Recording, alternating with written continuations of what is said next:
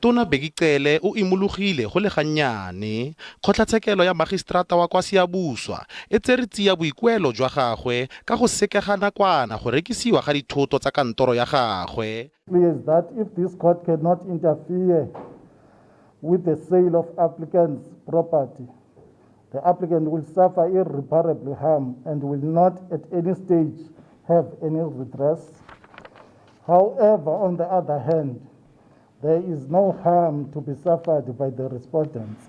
Moeleri wa tona o ngangile ka gore thebolo ya ditirelo tsa sepodisi e tlile go amega thata le gore melawana ya bodiredipuso ya PFMA e tlile go atolosa lenaane la go reka didiriswa tse dintšha. My client now is facing the risk of losing assets worth 1.2 million because of a procedural flaw which the system has put in place, which the system has put measures in place to cater for, but parties just decide to ignore them.